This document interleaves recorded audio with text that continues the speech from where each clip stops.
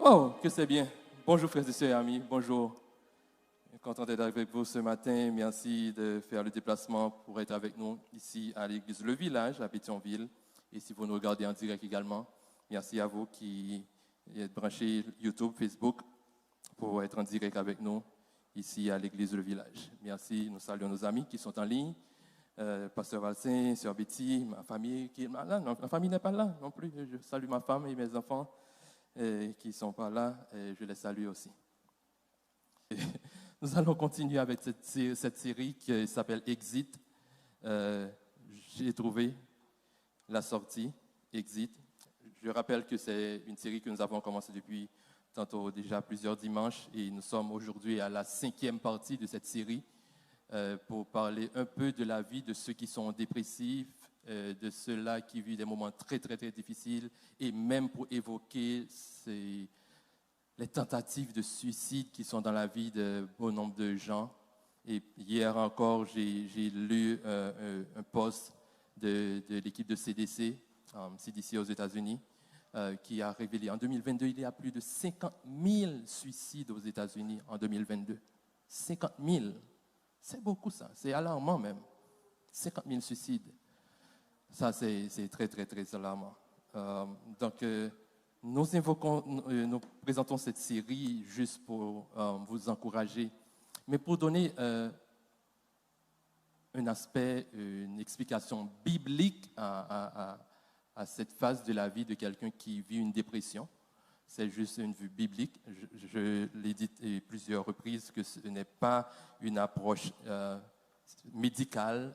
Je le fais vraiment pour parler de l'approche biblique, pour vous montrer qu'il y a des gens aussi, des gens proches de Dieu qui ont vécu les temps de dépression, des temps difficiles. Et que si vous confrontez de la dépression, l'anxiété et même avoir des idées suicidaires, ça ne fait pas de vous une mauvaise personne, ça ne fait pas de vous quelqu'un qui ne connaît pas Dieu.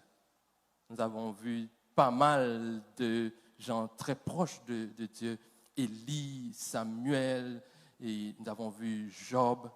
Ces gens-là ont expérimenté vraiment des temps difficiles. Jérémie, nous avons vu ces gens-là qui ont même eu à penser à mettre fin à leur vie. Donc ça n'a pas fait des gens qui ne connaissent pas Dieu. Mais nous avons vu dans les messages précédents comment Dieu s'est révélé à ces personnes et les ont aidés à se sortir de ce temps difficile. Il nous reste 2 messages, celui d'aujourd'hui et le prochain message pour terminer la série. Les 3 derniers messages, que ce soit celui de dimanche dernier, celui-ci et celui qui s'en vient, ont une très bonne relation. Donc, si vous avez suivi le message de dimanche dernier, vous allez pouvoir connecter au message d'aujourd'hui et le message d'aujourd'hui sera connecté au message de dimanche dernier. C'est une suite. Ils sont les 3 très liés.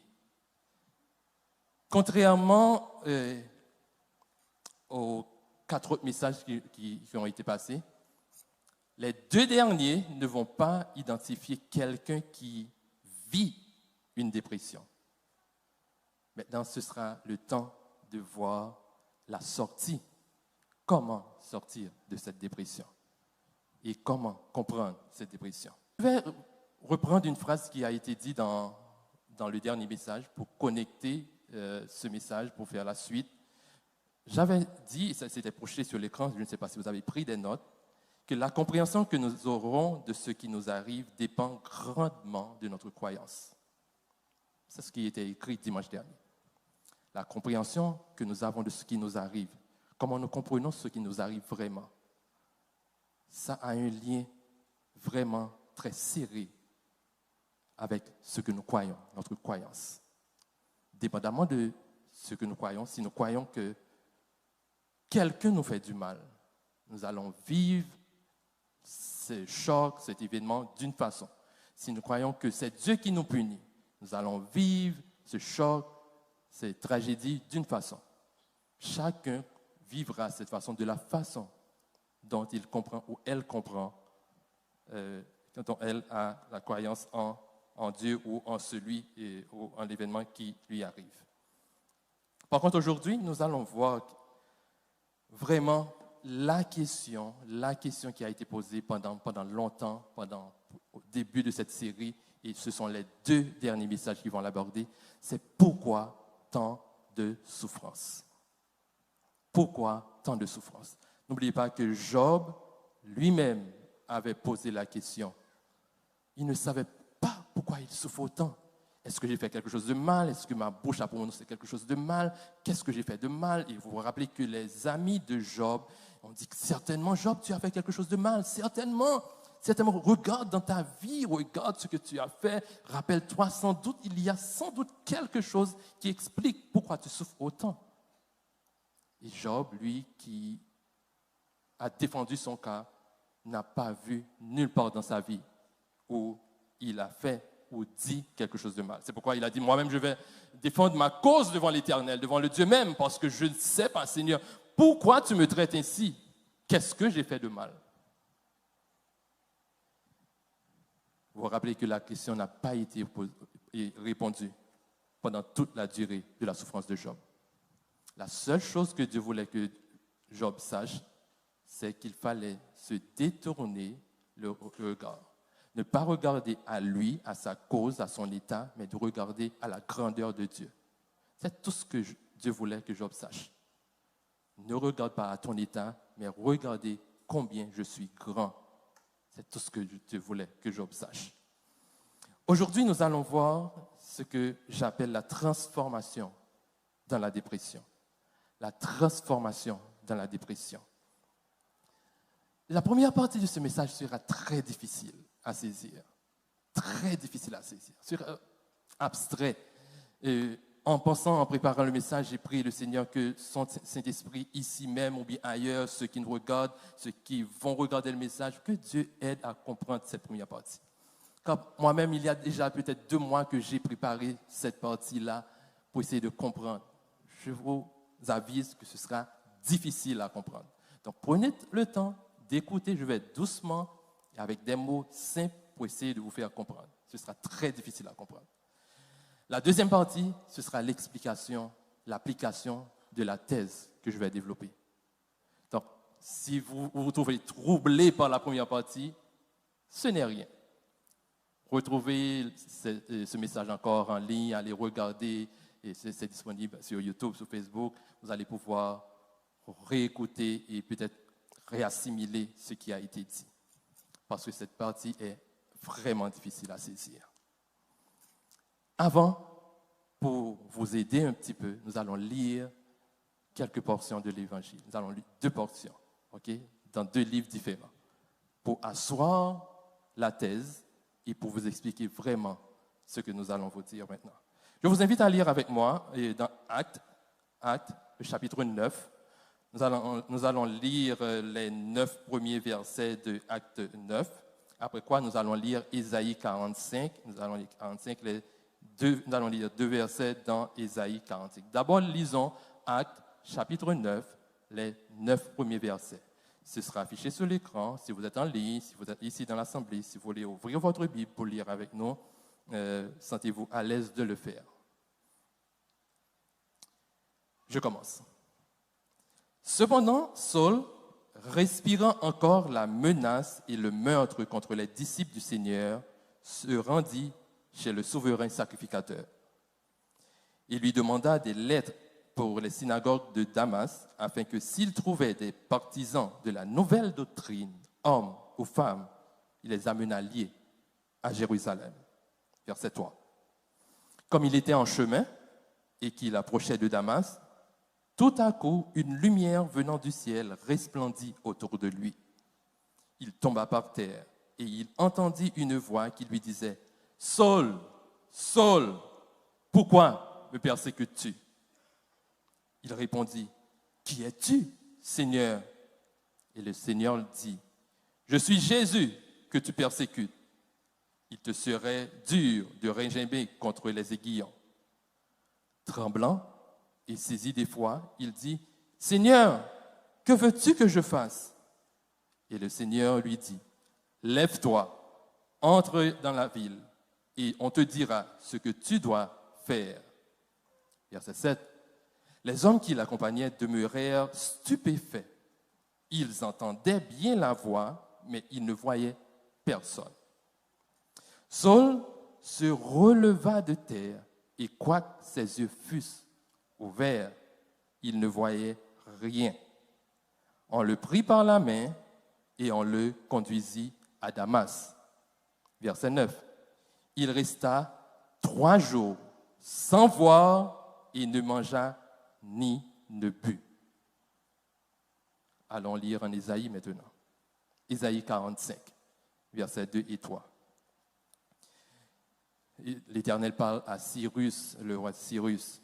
Il dit qu'il tient par la main pour terrasser les nations devant lui et pour relâcher la ceinture des rois, pour lui ouvrir les portes afin que ne soient plus fermées. Je marcherai devant toi, j'aplanirai les chemins montueux, je romprai les portes d'airain et je briserai les verrous de fer. Verset 3, à souligner et à lire paisiblement, lentement, clairement. Verset 3. Je te donnerai des trésors cachés, des richesses enfouies. Pourquoi? Afin que tu saches que je suis l'Éternel qui t'appelle comment? Par ton nom, le Dieu d'Israël. Wow! Il faut vous demander sans doute quel rapport ont ces versets avec la dépression, l'anxiété. Ça a un rapport. Nous allons voir ceci. Pour tous ceux qui me connaissent, ils sont habitués avec moi dans la classe d'école du dimanche ou bien dans les formations bibliques que j'ai avec les groupes en ligne ou ailleurs. Sache que je ne suis pas un vrai fervent ou trop partisan de la version Louis II de la Bible. Okay? Je sais que ceux qui me connaissent sachent que je vois qu'il y en a un cas qui sourit, il y en a un cas qui comprend. Je ne suis pas, quand je fais mes études, je ne me plonge pas dans Louis II. Okay? J'ai mes raisons. Quand j'étudie profondément la Bible, je ne fais pas dans le livre de Louis II. Mais Louis II a fait un de très bon travail pour mettre la version hébraïque, grecque à la disposition de la langue française. Je l'admets. Pour vous aider à comprendre le verset 3, que je vais te demander d'afficher pour moi le verset Louis II. Reprenez la prochaine slide. Je vais lire encore. Slide avant. Il est dit que je te donnerai des trésors cachés, des richesses enfouies, afin que tu saches que je suis l'Éternel qui t'appelle par ton nom, le Dieu d'Israël. Ça, c'est Louis II qui l'a dit. Et après un temps, Louis II a révisé. Vous vous rappelez que je vous ai dit que la langue hébraïque est plus imagée que le sens est difficile à saisir, la langue hébraïque. Pour comprendre l'hébreu, très souvent, il faut aller dans l'image au lieu que dans le sens des mots. C'est comme ça l'hébreu est. Il parle plus en image qu'avec des sens plus je dirais, philosophiques des termes.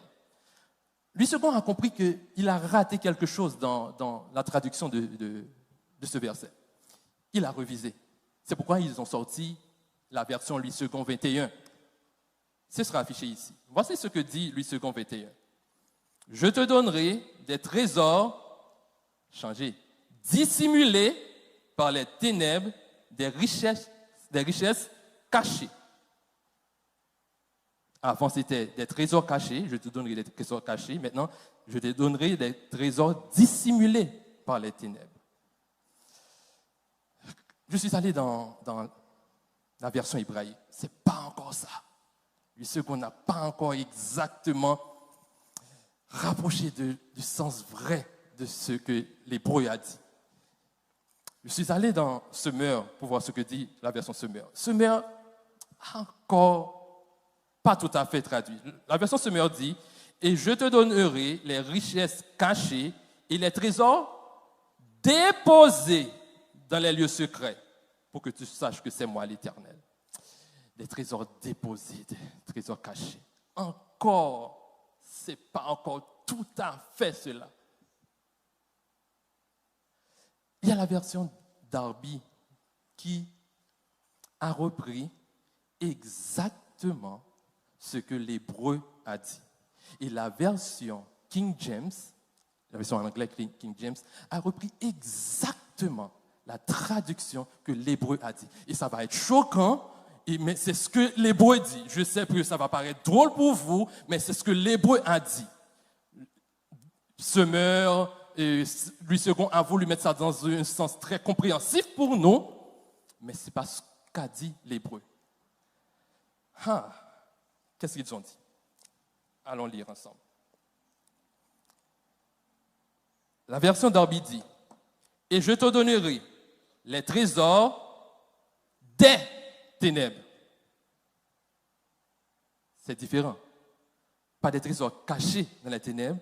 Je te donnerai des trésors des ténèbres et les richesses dans les lieux cachés. La version de King James, qu'on dit très souvent, c'est la meilleure version de la Bible, je ne dirai pas, mais c'est la version qui est plus proche de la version hébraïque, qui est dit en anglais, « And I will give thee the treasures of the darkness ».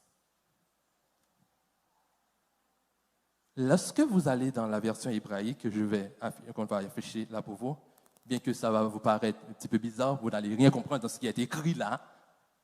Si je vous demande de lire, c'est difficile, mais moi j'ai pris beaucoup de temps avant de lire ce qui est écrit là. Lorsqu'il est dit verati, il est prononcé ici. Vous allez voir la dernière partie. En hébreu, on ne lit pas de gauche à droite. On ne lit pas comme ça, de gauche à droite. On lit de droite à gauche en hébreu. OK? On lit de droite à gauche. Donc, pour commencer à lire, il faut commencer à lire la partie qui est à votre droite pour comprendre ce qui est écrit. Et moi-même, j'ai pris le temps de comprendre, d'aller longtemps pour lire. Il est dit verati, recha, ozo, koche. Vous n'avez rien compris dans ce que j'ai dit là. Nous deux, ça les bat bravo même. OK? Tout ce qui m'intéresse, c'est le koche, qui veut dire ténèbres. Saviez-vous que les ténèbres avaient des trésors? Le saviez-vous? Qu'on pouvait trouver des trésors dans les ténèbres? D'habitude, les ténèbres font peur, l'obscurité fait peur d'habitude. Et nous évitons d'être dans les ténèbres. Lorsqu'on parle des ténèbres, on évite les ténèbres. Mais à comprendre que Dieu lui-même a dit qu'il donnera des trésors des ténèbres, produits par Dieu dans les ténèbres. Comment comprendre cela? On va essayer d'analyser cette partie pour essayer bien de comprendre, d'asseoir la compréhension de ce qui est dit ici. Voilà ce que Larousse dit, version Larousse, qui dit d'expliquer l'obscurité et les ténèbres. Voilà ce qui est dit. Il est traduit en français que ténèbres veut dire obscurité profonde, sinistre, qui peut provoquer la peur, l'angoisse. Encore, il y a autre sens qui est dit, c'est domaine de ce qui est obscur, inconnu, difficile à comprendre, comme par exemple les ténèbres de la personnalité humaine. Ça, c'est la langue française qui essaie de traduire ça. Les scientifiques disent et admettent que les ténèbres, que l'obscurité est inexistante. L'obscurité est inexistante. Ce n'est pas la matière, ce n'est pas quelque chose qu'on peut toucher. Ça n'existe pas. L'obscurité n'existe pas.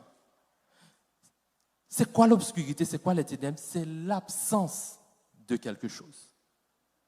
C'est le vide. Mais on ne peut pas mesurer l'obscurité. Par contre, la lumière, on peut mesurer la lumière. La lumière, on peut, il y a même des unités de mesure, on parle de watts, n'est-ce pas, wattage. On peut mesurer la lumière. Il y a même la vitesse de la lumière. On parle de la vitesse de la lumière. La lumière est quelque chose. La lumière existe. La lumière touche. Cette lumière la frappe sur moi. Je peux mettre quelque chose là pour empêcher cette lumière de traverser pour arriver sur moi. La lumière est matière des protons ensemble qui forment ce faisceau de lumière. Mais l'obscurité n'existe pas. N'existe pas dans le sens où on ne peut pas mesurer, on ne peut pas quantifier l'obscurité. L'obscurité n'a aucune puissance. Pour comprendre cet aspect-là dans notre vie, lorsqu'on dit que nous vivons dans un temps obscur, c'est pour dire qu'il y a quelque chose qui n'est pas présent dans notre vie. Il y a un vide quelque part, quelque chose qui n'est pas à sa place. Quelque chose qui n'est pas là. Si nous traversons un temps difficile, un temps de vide, qu'on dit que nous vivons un temps d'obscurité, nous sommes dans les ténèbres, c'est pas que cette ténèbre nous envahit, a une puissance sur nous, c'est-à-dire qu'il y avait un vide en nous qui n'est pas comblé. Saisissez bien. L'obscurité, ça n'existe pas en termes de matière pour les scientifiques. Les ténèbres sont là parce qu'il y a quelque chose qui n'est pas là. On parle de ténèbres quand il y a absence de quelque chose. Comprenez ceci bien. Je sais que cette partie est difficile à saisir, mais nous poursuivons. La lumière existe. La lumière est matière. Pour expérimenter les ténèbres, pour vivre les ténèbres, il faut qu'il y ait absence de quelque chose dans votre vie. Ce qui n'est pas présent peut faire mal, peut causer de douleur. Ce qui n'est pas là, ce qui n'est pas présent dans votre vie, qui cause l'obscurité, c'est ce qui fait mal. C'est le vide qui fait mal, mais ce n'est pas l'obscurité qui est le problème. C'est ce qui n'est pas présent en nous qui fait que nous sentons autant de douleur. Mais ce n'est pas l'obscurité en elle-même qui cause cette douleur. Dans l'état où je ne peux pas voir l'issue claire, où je ne peux pas voir, quand il y a obscurité, une absence quelconque, il n'y a aucune puissance que je dois regarder parce que c'est quelque chose qui n'est pas là. Si vous rappelez les films anciens caméras pour vous développer des photos, vous rappelez que si vous développez cette caméra dans la lumière, ça va ruiner, et l'explosion de la lumière va ruiner le film, la photo qui va être sortie. Donc pour développer ces anciens films, il fallait entrer dans une chambre noire et rester et développer cette photo-là après quelques temps, pour l'exposer à la lumière. C'est pareil pour notre vie. Il y a un temps de préparation que Dieu permet que nous soyons dans l'obscurité et que tant que nous ne sommes pas prêts pour être exposés à la lumière, nous n'allons pas pouvoir être développés. Donc, la raison dont nous posons très souvent, pourquoi autant de souffrance, l'obscurité dans notre vie, c'est une occasion pour nous de développer ce que nous sommes, de remplir le vide qui est en nous, afin que ce vide-là soit comblé par ce qui devrait être pour nous, pour être à la phase, prêt pour avancer. Tout comme, pour prendre une semence, nous allons voir ça un peu plus loin, pour mettre en terre, ça rentre dans une phase de développement. Dieu a permis dans la vie de chacun de nous d'avoir ce temps d'obscurité. Difficile à accepter, difficile de dire Seigneur, ça va trop longtemps, Seigneur, ça va trop durer. Je veux sortir, je veux être exposé dans ce monde, un monde de selfie, un monde de TikTok, un monde d'Instagram, je veux être vu. Seigneur, je ne veux pas être dans l'obscurité, je veux être vu, Seigneur, je veux que tout le monde me voie, Seigneur. Mais le Seigneur dit, ton temps d'exposition n'est pas encore prêt.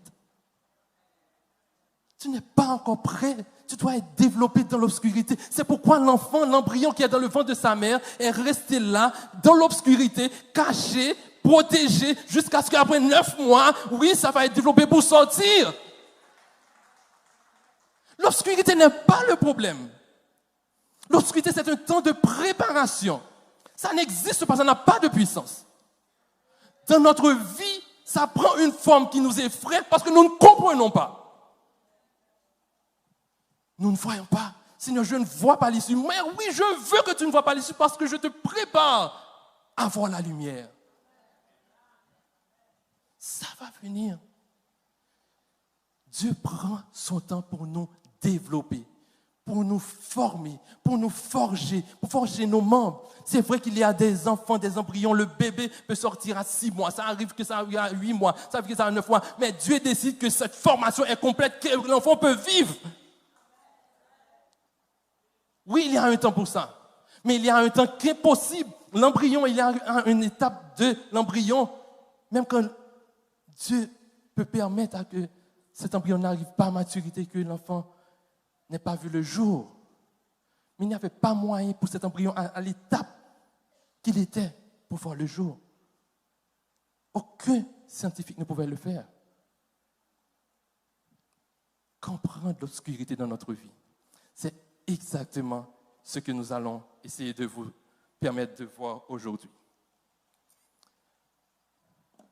Dieu, dans un lieu secret, prépare ses enfants quand personne ne voit, là où les yeux ne voient pas, dans la chambre, là où tes larmes coulent, là où ça fait mal physiquement, là où ça fait mal mentalement, là où les yeux ne voient pas. Pendant que tu souris, tu dis bonjour au travail, tu dis bonjour à la maison, tu dis bonjour dans le voisinage. Et là, tu souris, tu viens à l'église, tu souris, tu ris à tout le monde. Comment ça va? Oui, ça va. Mais quand tu rentres dans ta chambre, fermée-la, et tu penses à la souffrance, la douleur de celui qui t'a abandonné, de celui qui t'a trahi, de ce que tu n'as pas, de vie que tu as en toi, Dieu lui-même te façonne. Façonne. Façonne. Façonne jusqu'à ce que tu vois la lumière que lui t'envoie. Nous avançons. Il n'est pas simplement dit que l'obscurité n'est pas pour quelque chose. La saison de ta vie obscure, de ta vie, peut être une préparation du développement d'un temps radieux. Cette semence qui est mise en terre, la semence, ceux qui connaissent l'agriculture, la semence qui est mise en terre, c'est dans un trou que c'est. Et ça subit des formes de métamorphose assez, des fois, dures pour devenir une plante. Et si on retire la semence de terre avant son temps, cette semence ne va pas pouvoir germer. Des fois, nous demandons à Dieu quelle est la durée de cette souffrance. Seigneur Dieu, quand je vais m'en sortir? Seigneur Dieu, il m'a abandonné, elle m'a abandonné. Seigneur Dieu, il ou elle m'a trahi. Seigneur Dieu, oui, j'ai été, Seigneur Dieu, injustement, Seigneur Dieu, puni. Oui, Seigneur Dieu, qu'est-ce qui m'arrive? Combien de temps je vais vivre cette souffrance? Mon enfant, tu es dans un temps de germination avant que je te conçoive comme une plante, car c'est cette plante-là que j'ai besoin pour toi. C'est difficile à accepter. Job a souffert. Vous vous rappelez, Seigneur, oui, Seigneur Dieu, je suis la raillerie des plus jeunes. Seigneur Dieu, tout le monde me voit, me dit, où est ton Dieu? Mais Job, tout ce que j'ai voulu, c'est que tu laisses la religion et que tu aies une relation. C'est la relation que je voulais. Et Jésus lui-même est venu, non pas pour une religion, mais pour une relation. C'est pourquoi Jésus est venu. Mais aujourd'hui, dans l'obscurité, Dieu veut que tu saches qu'il t'appelle à une relation et non à une religion. Nous avançons. En Genèse, quand Dieu veut à chaque fois, encore une fois, la Bible, encore une fois, à chaque fois, je dois aller plonger dans des preuves bibliques pour étayer ma thèse. À chaque fois que Dieu veut passer un accord ou révéler quelque chose de spécial à quelqu'un, il le met dans une condition obscure pour établir ce contrat. Regardez ce qui est dit dans Genèse 15, à partir du verset 16. Genèse 15, il est dit, au coucher du soleil, un profond sommeil tomba sur qui? Sur Abraham. Il n'est pas encore appelé Abraham. Lorsque quelqu'un est dans un profond sommeil, il est dans quoi? Dans l'obscurité. Un profond sommeil tomba sur Abraham. Et voici une frayeur et une grande obscurité vinrent l'assaillir. Dans ce sommeil, l'obscurité l'envahit. Ça fait peur, ça effraie. Ça effraie. Mais quelque chose va venir. Verset 17. Quand le soleil fut couché, il y eut une obscurité profonde Et voici, ce fut une fournaise fumante. Et des flammes passèrent entre les animaux partagés. C'était les sacrifices que Abraham avait mis pour Dieu. Dans cette obscurité qui faisait peur, qui effrayait, qui l'envahissait, qu'est-ce qui est arrivé au verset 18? En ce jour, l'Éternel fut alliance avec Abraham. Dans ce jour d'obscurité, dans ce jour de ténèbres qui effraie, c'est ce jour-là que Dieu fut alliance avec Abraham. Certaines fois, pour te former, Dieu permet de te mettre à part et dans l'obscurité, loin des regards, pour te transformer et te donner des trésors cachés. Il est dit en Psaume 30, verset 6, « Quand sa colère dure un instant, mais sa grâce, toute la vie. Le soir arrivent les pleurs et le matin, l'allégresse. » Sa colère dure un temps, mais sa joie, sa grâce dure toute la vie. La puissance transformatrice de Dieu vient souvent dans les épreuves. Et ces épreuves-là, qu'il est dit en Romains 5, les versets 3 et 4, il est dit, bien plus, Paul dit, bien plus, nous nous glorifions, même dans des afflictions, sachant que l'affliction produit quoi? La persévérance. La persévérance, la victoire où? Dans l'épreuve. Et cette victoire, l'espérance. Pour avoir Abraham, il a fallu l'épreuve pour passer de Abraham à Abraham. Pour avoir Sarah, il a fallu Saraï. Pour avoir Israël, il a fallu avoir Jacob. Tous, ils ont fallu l'épreuve pour comprendre que dans l'obscurité, dans les ténèbres, Dieu a un temps de préparation. Et maintenant, à notre texte. En acte 9, il est présenté un homme spécial, un grand intellectuel, difficile à rater comme intellectuel, comme profil. Il est de la tribu de Benjamin, c'est-à-dire qu'il est de la lignée royale. On ne l'a pas appelé Saul pour rien, parce qu'on l'a appelé Saul en référence au premier roi d'Israël. C'est quelqu'un de fort. Il est éduqué par les grands penseurs de son temps, formé par le grand Gamaliel, le rabbin Gamaliel. Il parle environ 5 langues. Il est un aristocrate. Il est pharisien quant à la loi. Quant à la religion, il n'y a pas de plus zélé que lui. Il n'y a pas de plus zélé de lui pour persécuter les chrétiens. Il est respecté. Son intellect, nul ne peut en douter. Il est fort. Il est fervent. Mais malgré cela, il avait tort. Il faisait fausse route. Malgré sa grande vision, son intellect, ce grand-là, Saul, malgré tout. Très tôt, il a vu arriver, comme il a dit là, cette nouvelle doctrine, quand il avait la doctrine, la loi même, qui était à l'ordre du jour à cette époque. Il a vu la nouvelle doctrine arriver, la nouvelle doctrine parlant de Jésus-Christ, qui est venu sauver l'humanité. Il est farouchement opposé. Il était témoin même de la mort. Il a prouvé la mort d'Étienne, qui était le premier martyr, le premier chrétien qui a été lapidé. Il était là, il était présent lorsqu'on a lapidé Étienne. Et il a dit lui-même qu'il a approuvé la mort d'Étienne. À ce moment-là, aujourd'hui, si Saul, qui a même un mandat pour aller arrêter, enchaîner, prendre les chrétiens partout où il les trouve, aujourd'hui, Saul devrait être considéré comme un terroriste pour les chrétiens. On devrait avoir peur de Saul. Et lui, là, Saul avait tout faux.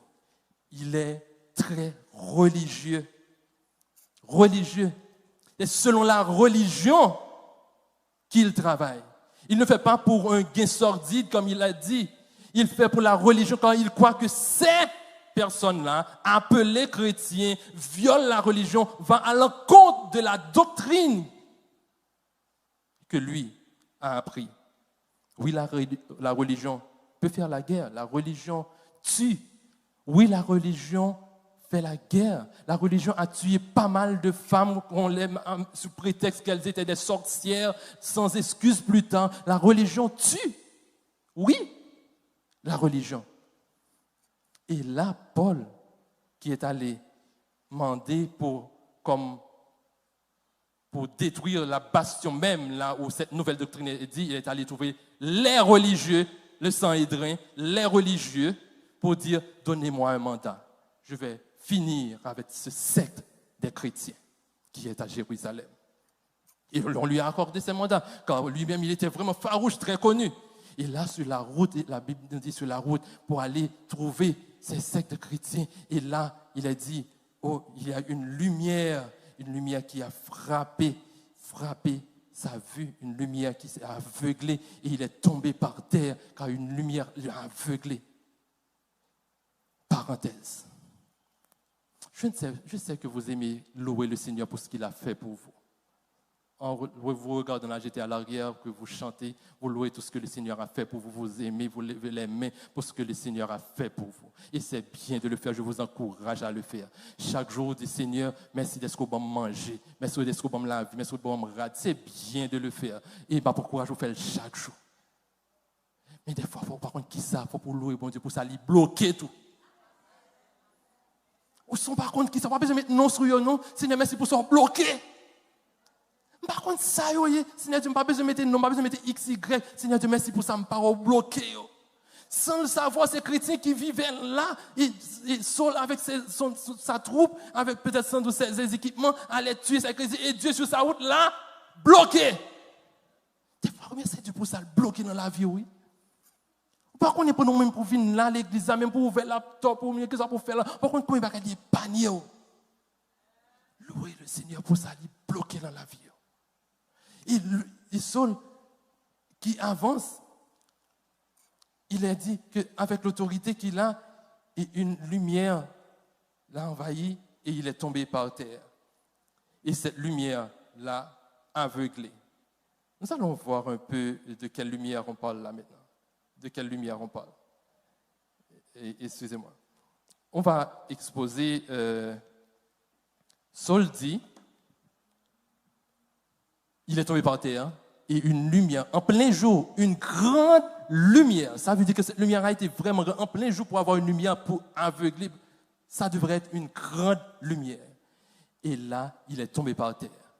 Et il entendit une voix lui dire, « Saul, Saul, pourquoi me persécutes-tu » Saul dit, « Qui es-tu, Seigneur » Je suis Jésus, celui que tu persécutes. Si vous remontez de Acte 9 jusqu'au début de l'Évangile, il n'y a nulle part que vous allez voir que Saul a rencontré le Seigneur Jésus. Jamais. Saul n'a jamais rencontré Jésus une seule fois dans sa vie. Jamais. Il a entendu parler de lui. Il était là dans l'enseignement. Mais jamais il a dit que Saul a persécuté Jésus pendant son enseignement. Jamais. Ça veut dire quoi? Ça veut dire quoi? On connaît, nous, c'est mon intelligence, nous qui avons fait déduction pour nous. Si Jésus dit à Saul qu'il le persécute, ça veut dire quoi? On connaît, nous, c'est mon intelligence. Ça veut dire, leur persécuter petit, bon Dieu, c'est... Mais ça arrive. Leur persécuter petit, bon Dieu, c'est bon Dieu même nous persécuter. Pas d'arriver, ça arrive. Pour quitter quelqu'un qui est en face, c'est bon Dieu qui t'a campé en face. Leur fait mal à un petit bon Dieu. Mon cap servi bon Dieu. C'est bon Dieu même nous toucher. Pas d'à souhaiter ça arrive. Saul, c'est moi que tu as persécuté. C'est moi que tu as mis les chaînes. C'est moi que tu as appelé bandit. C'est moi que tu as appelé malfaiteur. Mais je ne savais pas, Seigneur. Je ne savais pas. Mais oui, ces chrétiens-là, ces gens-là, mes disciples, j'ai mon esprit en eux. C'est à moi que tu le fais aussi. Et Saul qui ne savait pas, est tout tremblant. Sa question est la question qu'il fallait poser. Mais Seigneur, dans cette circonstance-là, puisque ceci m'arrive, mais Seigneur Dieu, qu'est-ce que je devrais faire? Aveuglé, il ne voit rien. Il ne voit absolument rien. Et il est dit que dans cet aveuglement, Saul entendit la voix, mais là, il continue. Et nous allons voir aussi que ceux qui étaient avec Saul entendirent la voix, mais ne pouvaient pas voir ce qui arrivait à Saul. Et il est dit, si nous reprenons le verset 5, il répondit, « Qui es-tu, Seigneur ?» Et le Seigneur répondit, « Je suis Jésus que tu persécutes. Il te serait dur de régimer contre les aiguillons. » Il est au verset 6, « Tremblant et saisi d'effroi, il dit, « Seigneur, que veux-tu que je fasse ?» Il ne voit rien. Dans l'obscurité, le Seigneur lui dit, « Lève-toi. » Suivez bien. « Entre dans la ville et on te dira ce que tu dois faire. » Est-ce que Paul et Saul, à ce moment-là, pouvaient marcher pour aller dans la ville seuls? Non. Mais dans l'aveuglement, dans l'obscurité, Dieu lui a demandé de se lever. La première chose dans la noirceur, dans les ténèbres, la première chose à faire dans ta vie de noirceur, quand tout va mal, c'est de te lever. La première chose à faire, quand tout va mal, quand tout t'abandonne, quand tout te trahit, quand les larmes coulent, la première chose à faire quand tu te sens assez fort, je sais que ça fait mal, je sais que c'est dur, je sais que je tremble, je sais que ça m'effraie, mais la première chose à faire, c'est de se lever. Seigneur, qu'est-ce que tu veux que je fasse? Il est dit au verset 7 que les hommes qui l'accompagnaient demeurèrent stupéfaits. Eux-mêmes également, qui s'est adhéré à Saul pour aller accomplir cette mission, ils n'avaient pas compris. Il dit, ils entendaient bien la voix, mais ils ne voyaient personne. Saul se releva de terre comme le Seigneur lui a demandé. Et quoique ses yeux fussent ouverts, ce n'est pas un aveuglement avec les yeux fermés. Ses yeux étaient encore ouverts, mais il ne pouvait rien voir. C'est ce qui nous arrive dans notre vie là maintenant. Des fois, nous pensons que nous comprenons tout. Nous voyons notre vie avec nos yeux ouverts. Les yeux ouverts ainsi, nous pensons que, mais je comprends ce qui m'arrive. Avec mes yeux physiques, je vois ce qui m'arrive. Je vois que je suis trahi. Avec mes yeux physiques, je vois ce qui m'arrive là maintenant. Je vois que c'est un tel ou une telle qui est la cause de ma douleur. Je vois que c'est les circonstances de ce pays qui sont les causes de ma douleur. Je vois que c'est ma vie qui est ainsi. Mes yeux physiques voient. Mais Dieu te met dans l'obscurité pour ouvrir les yeux de ton cœur. C'est avec les yeux du cœur que Saul va vraiment comprendre qu'il doit laisser la religion pour embrasser une relation. Et c'est dans des moments de souffrance, dans des moments de déprime, tu sais que je dois jeûner, c'est vrai, tu dois jeûner, tu sais que tu dois demander pardon dépendamment de la circonstance, c'est vrai, mais Dieu t'appelle à le regarder lui-même pour avoir une relation avec lui. Pas selon la religion, mais selon lui-même qui s'est révélé à toi. Et il a dit, on le prit par la main et on le conduisit à Damas. Dieu a permis à ceux qui étaient avec lui d'écouter le message, au cas où Saul devrait reprendre le message. Donc, il savait qu'il devrait conduire Saul à Damas, comme la voix l'avait indiqué. Et plus longtemps, quelque temps après, Saul va devenir Paul. Longtemps après, il va comprendre quelle est l'importance de suivre ce qui lui arrive. Il va dire à l'église d'Éphèse, si nous voyons ce qui est dit à l'église d'Éphèse, Saul va dire à l'église d'Éphèse, en Philippiens. Regardez Philippiens avec moi. Permettez que je reprenne un peu les slides pour voir Philippiens. C'est affiché ici en Philippiens pour moi. Quelque temps après, Saul qui va prier pour l'église de Philippe va dire « Je prie que les yeux de votre cœur s'illuminent. » Vous pouvez afficher pour moi, s'il vous plaît. J'ai perdu un peu mes notes. Là, maintenant, c'est ce qui arrive. Là. OK. Saul, en Philippiens, c'est vrai, affichez le verset de Philippiens. En Philippiens. Oui, affiché. On va le lire ensemble. Il est dit ici, Philippiens, ouais, trouvez l'autre slide s'il vous plaît.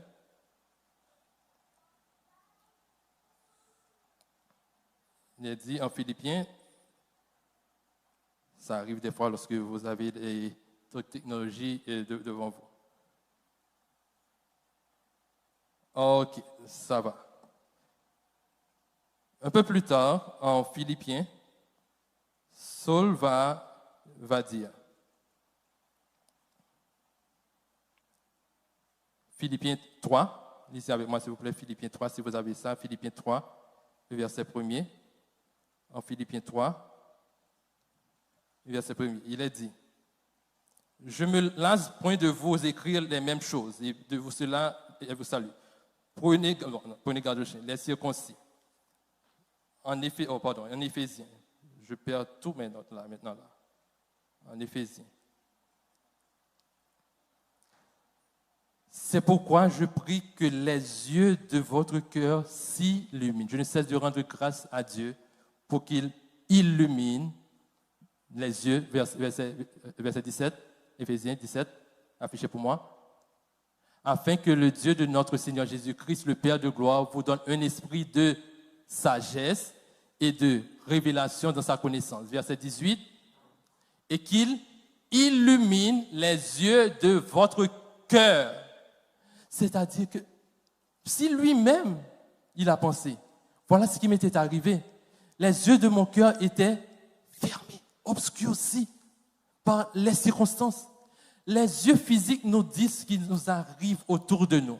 Ils nous décrivent les circonstances qui sont autour de nous. Mais les yeux de notre cœur regardent ce qui est en nous. Nous pouvons servir de ce qui est autour de nous pour être délivrés. Nous pouvons servir de ce qui est autour de nous pour nous associer, pour être délivrés des circonstances. Mais ce qui est en nous nous dit exactement ce qui nous sommes et ce que nous avons comme atout pour être délivrés.